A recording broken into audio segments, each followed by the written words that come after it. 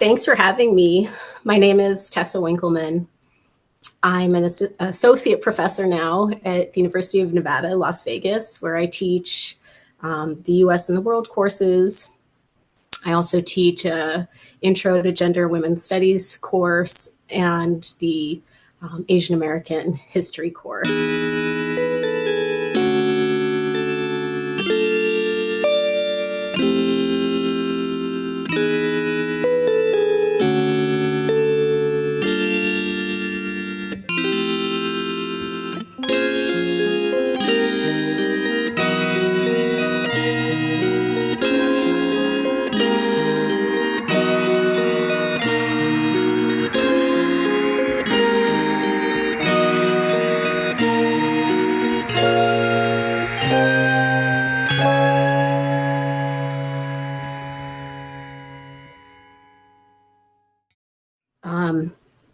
I want to first talk about the kind of overarching analytical framework that my book really tries to grapple with, and that's this idea of colonial intimacies. And post-colonial scholars have studied this for a long time already.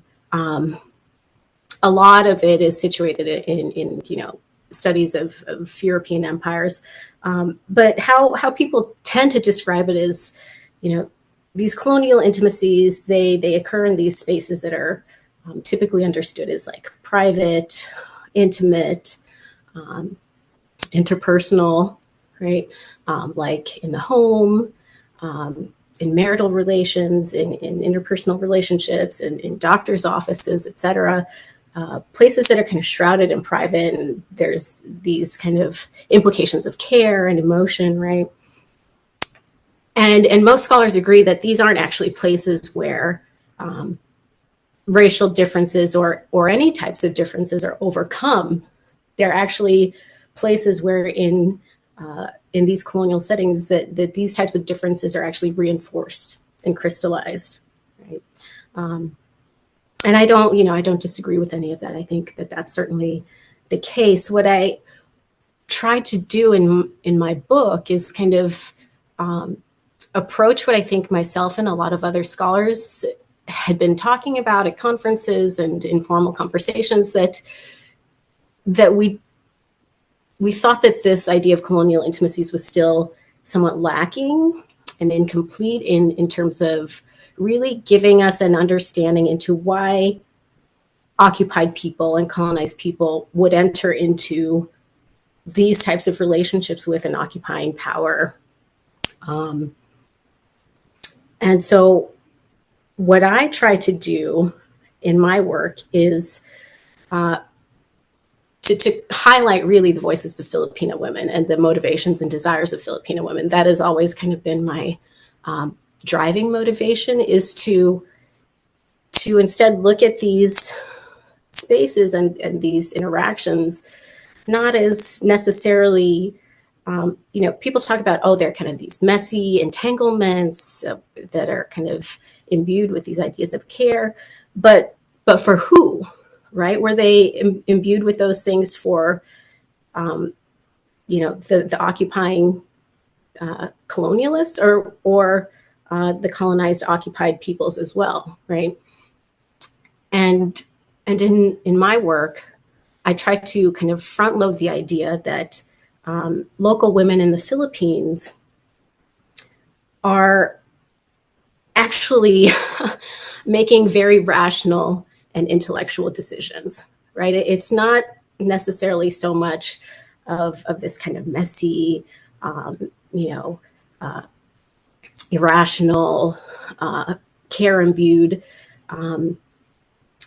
framework that's driving their desires or their motivations to enter into various types of relationships with colonialists, right? But their decision-making processes are very rational and intellectual, right? And straightforward, right? Because I think they, rather than these colonialist Americans, are the ones that actually understand what empire looks like on the ground and what colonialism looks like on the ground, because they've been living it, right? They live the day-to-day experiences, and they have been previously under the Spanish.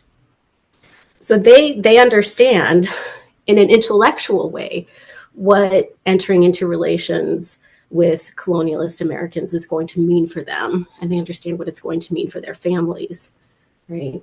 And so in kind of framing my project as dangerous intercourse, that's what I'm kind of hoping to get at, right?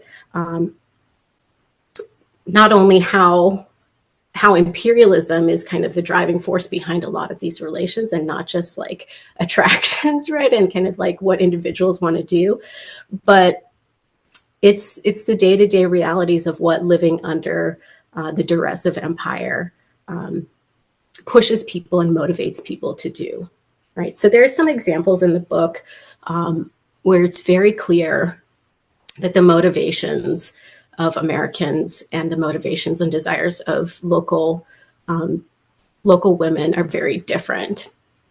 In one chapter, for example, I talk about this American colonialist. He's part of this kind of group of American men in the academy that go up to the northern Philippines to, quote unquote, study the indigenous people there. And he becomes like infatuated with this Ifugao woman, and he writes about it in his journals. And he talks about how like his relationship with her is really like symptomatic of how he's an anti-racist and how he kind of transcends racial ideologies, and he, how he's so progressive, etc. Right? And he has all these feelings about his enlightened state and his virility and his attraction to this woman. But then, and I don't have any sources from this woman. All I have is his journal.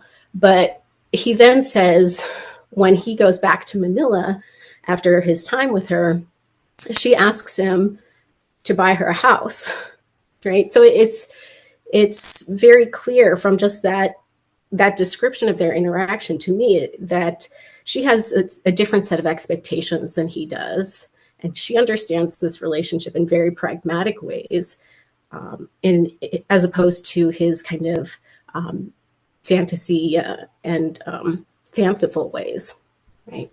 So he thinks he's, really kind of getting to understand Filipino people, but in reality, he's unable to see beyond his own kind of understanding of this relationship, when it's very clear, when this woman is making it very clear, right, that she expects remuneration.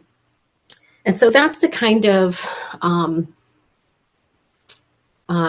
tensions I want to look at. What did these relationships mean from, the formal, like interracial marriages, to the informal, like cohabitation and the sexual economy?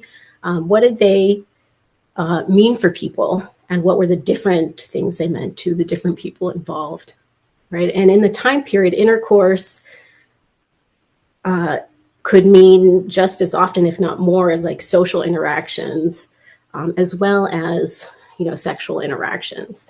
And I try to cover the kind of gamut in the book, from kind of interracial colonial sociality, where people are just kind of hanging out in public spaces together, in drinking establishments, at integrated parties, in integrated club spaces, to marriage and family life under the American occupation.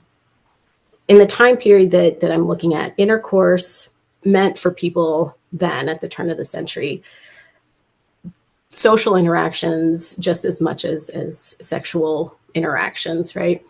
And in the colonial Philippines, both types of relationships were kind of just as much feared by colonial occupiers, and in very much the same ways, right?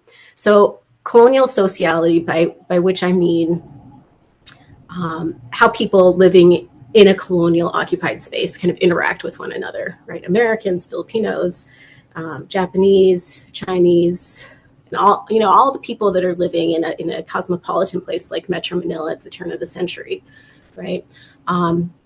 there are a lot of anxieties that the colonial state has about just this type of living situation. And they have these same anxieties in the United States too. That's why we have like Jim Crow segregation, right? And Chinatowns, because, nationalists and white supremacists don't want to be in proximity to people of color who they believe carry contagion and are, disease vectors. So for those reasons, colonial spaces that are shared between Americans and local people are surveilled in very unique and specific ways. And I say unique and specific because part of the US's project in the Philippines is kind of relying on this idea that the U.S. is there as acting as a benevolent force, right? Benevolent colonialism. The idea that they're there not as occupiers or colonial masters, but there to like help uplift the local population. And so because that's the rhetoric that Americans are using, and because they do have to work with colonial elites to legitimate their rule in the Philippines, they have to appear open to socio-racial equality, at least in this kind of social level, right? The superficial social level. So they can't export things from the US like racial segregation or anti-miscegenation laws, because then that belies the idea that they are actually a racially tolerant, benevolent tutor in the Philippines. So instead, there's the way in which, that doesn't mean though that the social world is not policed. It is indeed very heavily policed, but it's just done so in the everyday kind of acts of racism and aggressions by American colonial officials and civilians alike. So what you'll, like, for example, what you'll see in a lot of social spaces is,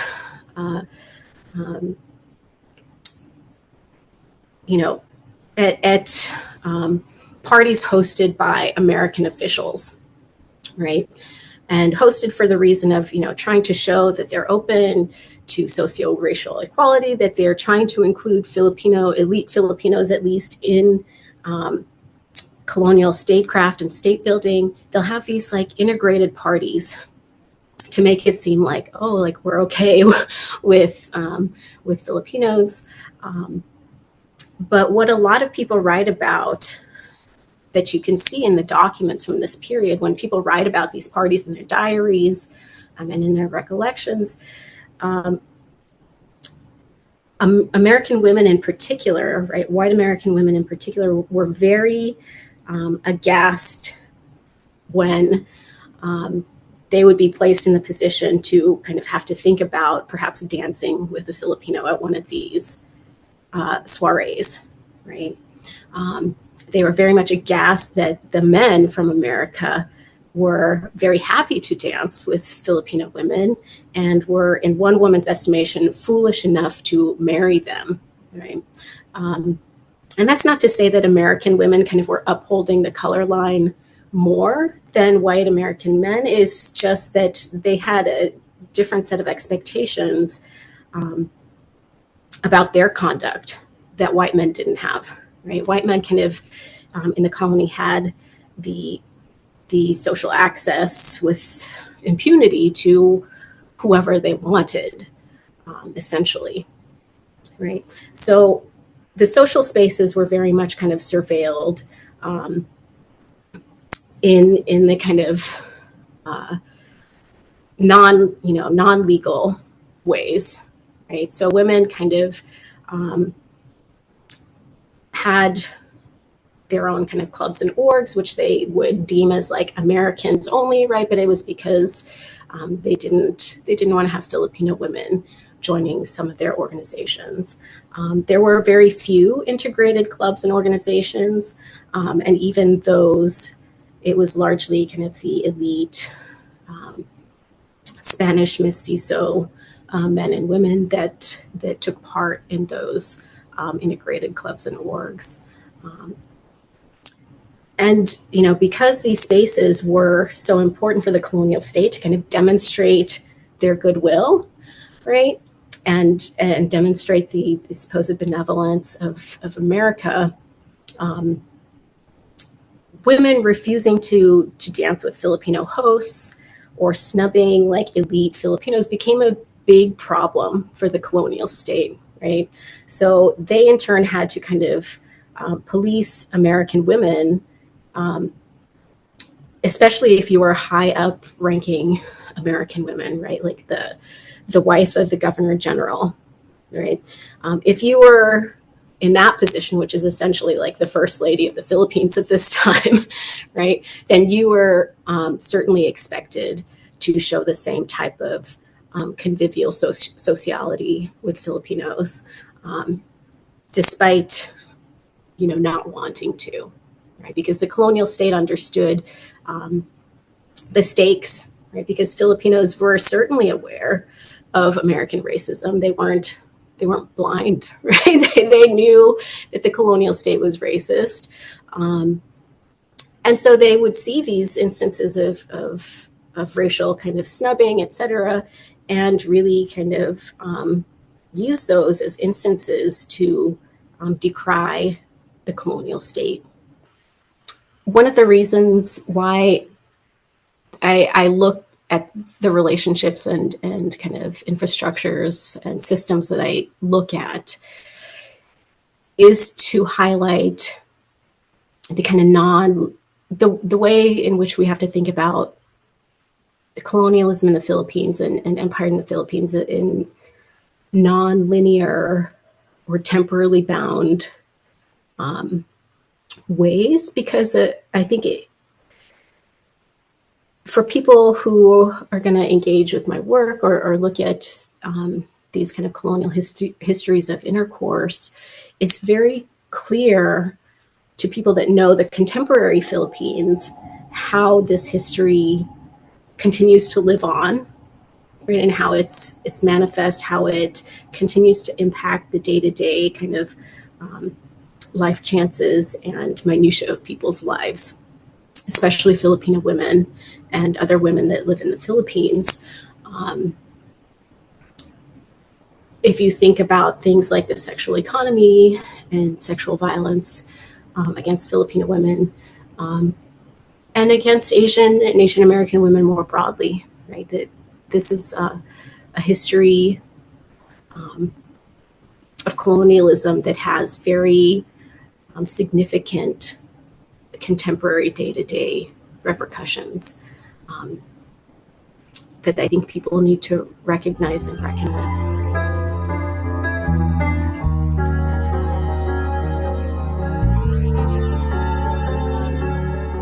Typically, when people talk about the frontier in American history, they're talking about like the Turner thesis, right? And critiquing the Turner thesis of, America now has reached kind of bicoastal consolidation. There's no more like land to conquer.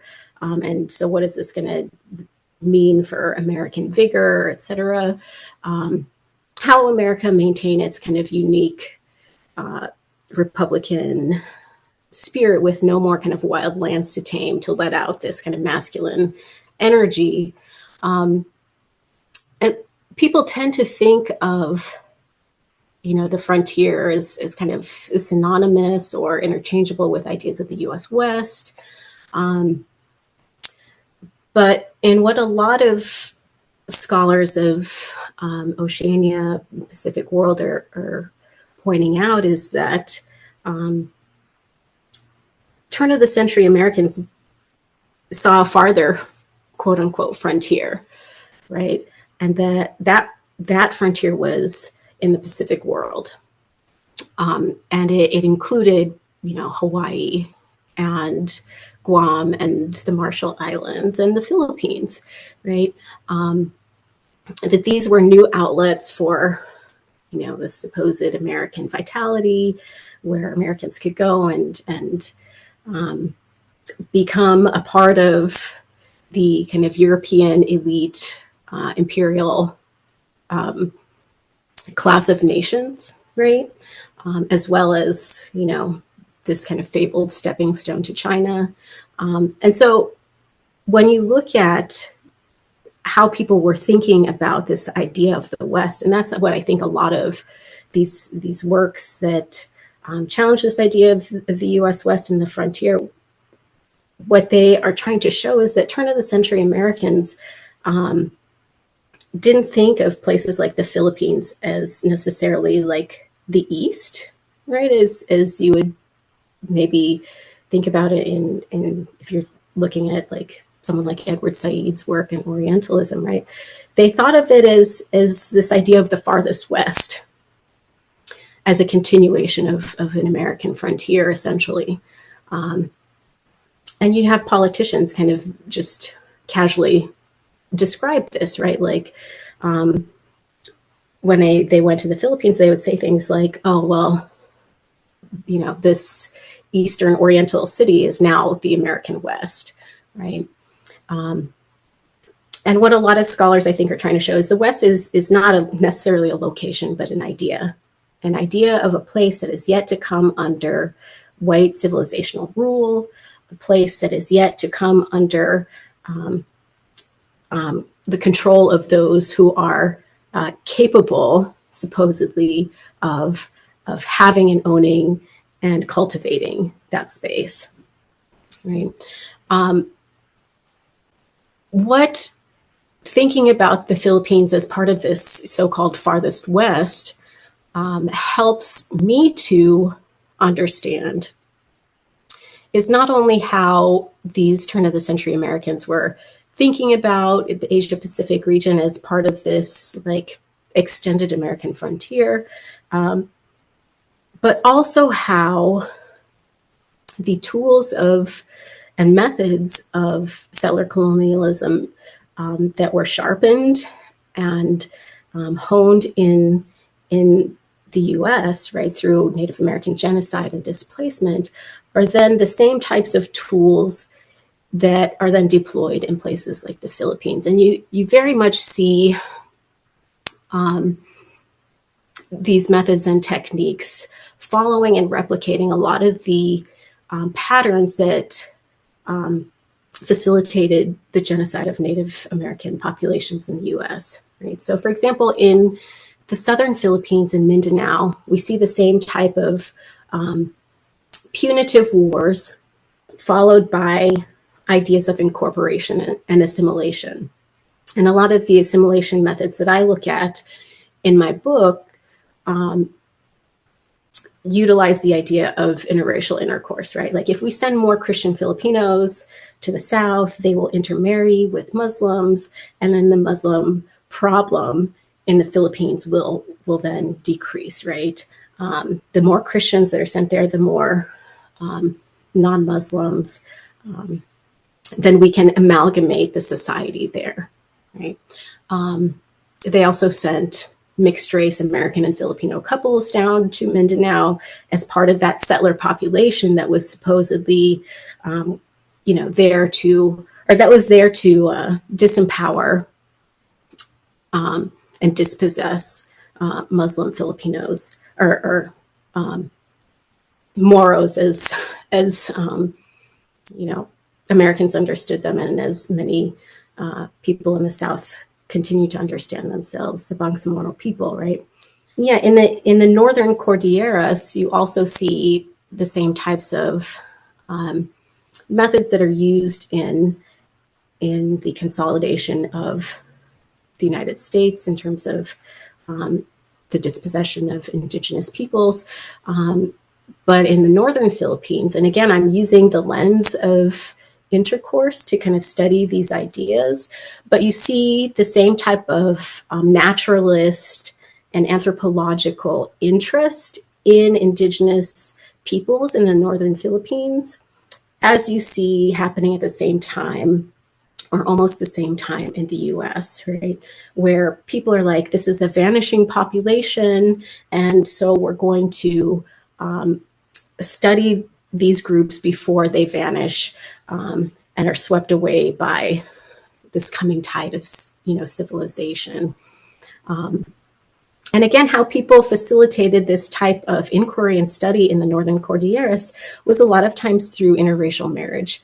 One of the most kind of prolific anthropologists of the time, this white American, married into an Ifugao prominent family and made his career through these connections, right? He became, quote unquote, the father of Philippine anthropology at the University of the Philippines, and is still kind of revered both in the academy and in Banawe in the Northern Cordilleras. Thinking of the idea of the farthest west, it really brings out a lot of ideas of like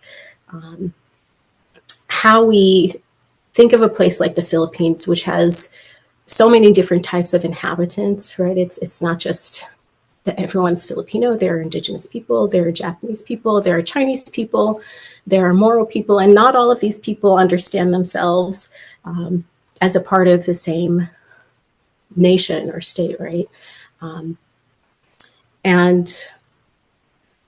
To many Americans, they seemed as facsimiles of Native people in the United States, right? In fact, in a lot of colonial documents, you see Americans in the Philippines just refer to Filipinos as Indians, right? And a lot of the same racial slurs that are used in the American West to refer to men that intermarried with Native women are the same racial slurs that are used in the Philippines to refer to intermarried men, right? So there are a lot of points of comparison, a lot of ways that this kind of connects what I'm doing here that's kind of grounded in Asian and transnational Asian American studies with the fields of Native American studies and global indigeneities. So I find it to be a very useful and generative way of thinking about so-called frontiers in the West.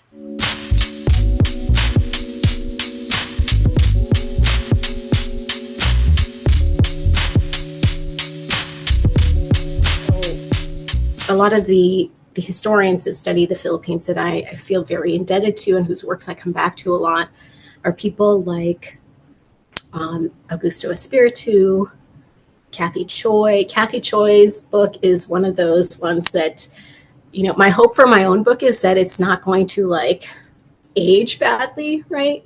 There's some books that you read in grad school and you're like, oh, this is great. And then you read it like 10 years later and you're like, oh, okay, now that I have a lot more reading under my belt and I have my own book, I can kind of see that there are problems that I didn't notice with this book when I was reading it before, right? Kathy Choi's book for me is one of those books that just holds up so well and I love.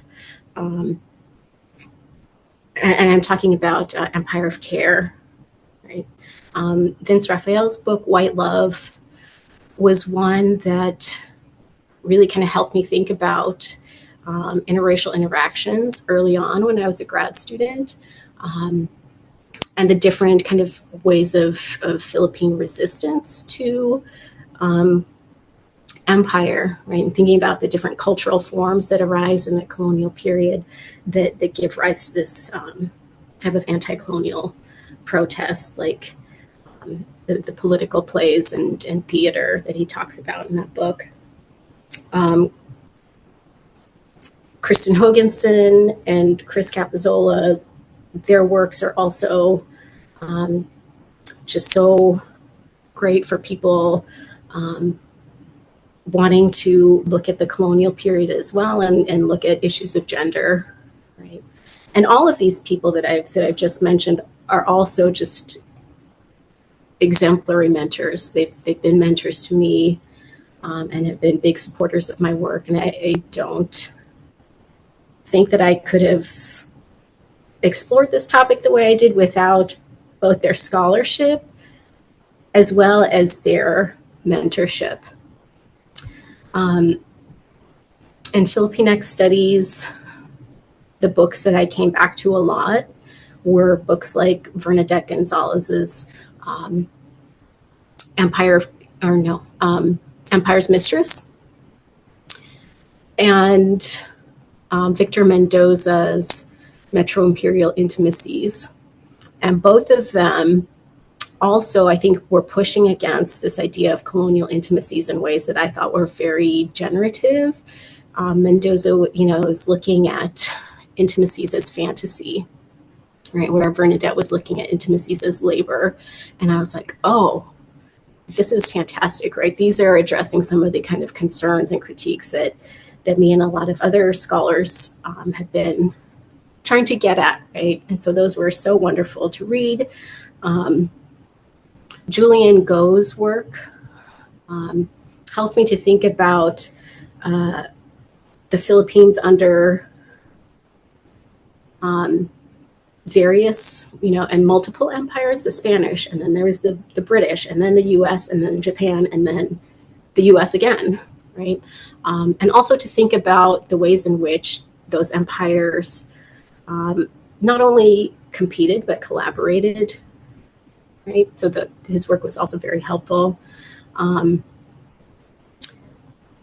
then in terms of archival kind of methodologies, people's like Sadia Hartman's Wayward Lives it blew my mind when I read that book. I was like, oh, so that's how you can talk about people where there is a very scant record of their lives, right? Or Angelia Rondikar's For the Record on sexuality in colonial India. Both of those texts, I think, really give scholars a good roadmap in terms of talking about the trace evidences in the archives. When you don't have a lot of evidence, and when you're talking about women of color under colonialism, you're going to tend to not have a lot of material sources. And these two books are really brilliant in the ways that they use the kind of the trace, the fragmentary, to explore this whole world that I wouldn't have known how to approach if I hadn't looked at their books first. Right? And Gerald Horne's book, The Deepest South, was one that really kind of shook me as a grad student when, I read it and I was like, oh, I never thought to think that, to fully understand the contours of slavery in the United States, I have to look at Latin America, right? And so that's kind of what I try to push myself to do as well. Like, how do I think about Native displacement and genocide in the US, and how it's not complete unless I look in the Pacific and I look at the Philippines. So yeah, those tend to be the works that I come back to again and again, and the works that I feel like have paved the way for a lot of scholarship to follow. Juliana Barr's work was really important to me when I was thinking about these ideas of the West as well. Because when I was writing this, there wasn't a lot of work that was looking at the US and colonial intimacies. But there was a lot, in terms of like overseas empire, 1898 empire, right? There was a lot in Native American studies. And so that's where I ended up looking in terms of like indigenous relations with the Spanish and the French, right? And then the Americans. And Juliana Barr's book was one that really helped me think about the connections between this field of scholarship, this colonial intimacies scholarship, and then Native American studies and kinship networks and empire, right? So that was a book that helped to tie things together for me and to kind of build this kind of broader kind of comparison that I hope shows up in the book.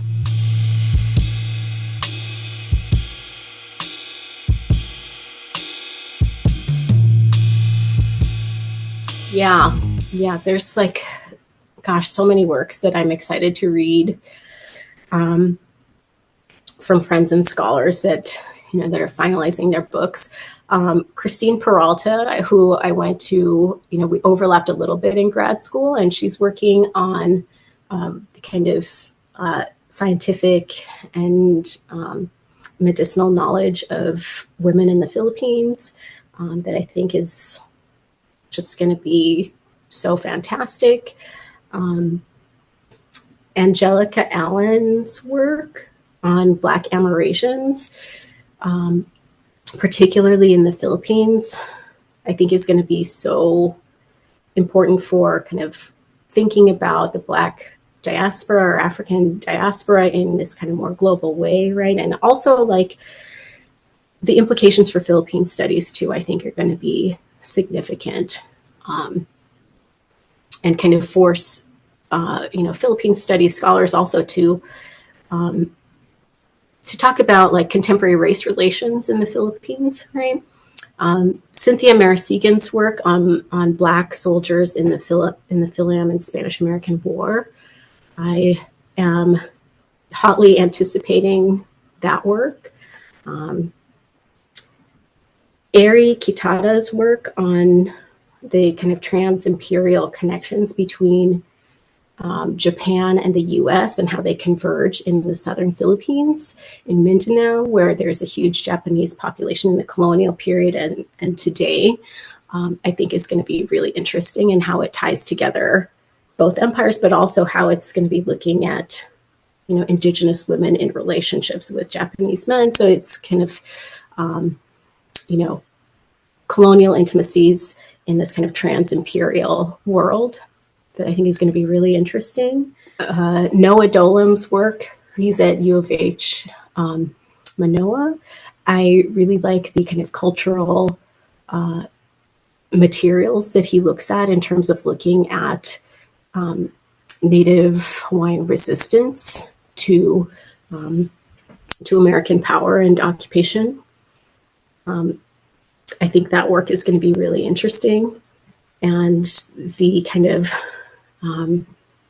source base is really going to be very engaging, I think. Alden Sahor Marty Wood's work about overseas Filipino women's writings in this kind of contemporary digital age, I think I'm very interested in. The kind of gender dynamics, the interdisciplinarity. I can't wait to kind of see that work when it's out. And then also Sarah Kang. She's looking at the kind of origins of the rest and recuperation institution of the United States military, right? As it kind of, and how it kind of depends on this US-Japanese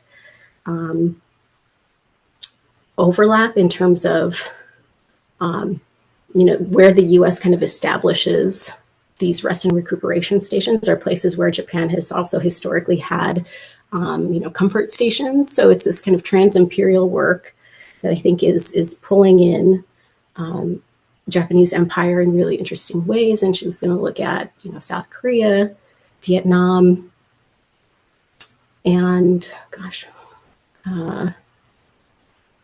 Japan, right?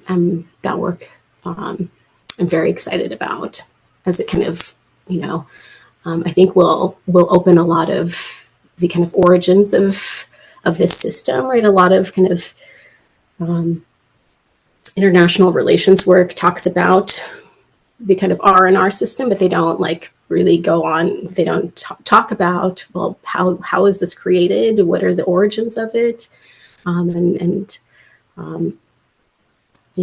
What were the trans-imperial connections, right? Very fascinating. That's it. Great.